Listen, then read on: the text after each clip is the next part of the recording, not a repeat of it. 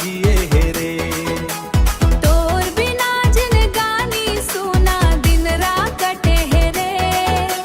कैसे कहूँ रे मोर संगवारी मोर मन तोर संग जिए हेरे। राती मन तोर बिना मोला नींद नहीं आवे रे। तोर सुरता मन डूबे डूबे मोर मन मुस्कावे रे। तोरला देखे भी मोर संगवारी मोला चैन नहीं आवे रे। तोर माया बिन मोर जिन गानी अधूरा लगाया रे। हे मोर माया के फुलवारी महा गेंदा फूल खिले है। कैसे कहूँ रे मोर संगवारी तोर सपना में जिए हेरे।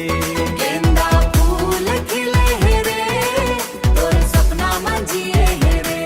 गेंदा फूल खिले हेरे तोर सपना में जिए हेरे।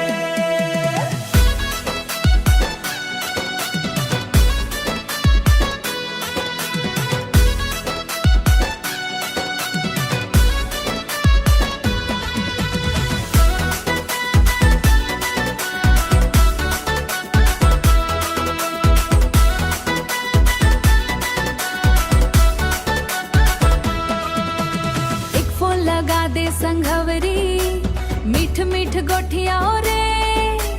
हंसत गावत माया के रद्दा संग संग चलबो। तोला देखे बिनोर संगवारी मोर मन नहीं माने रे।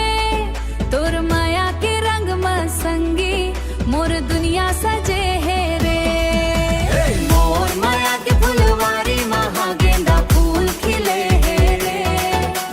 तोर संग जिंदगी बितायो बर मोर सपना जिए है रे। कैसे कहूँ रे मोर संगवारी मोर दिल हिले है रे। तोर माया मन मोर जिन गानी हर दिन फूल खिले रे।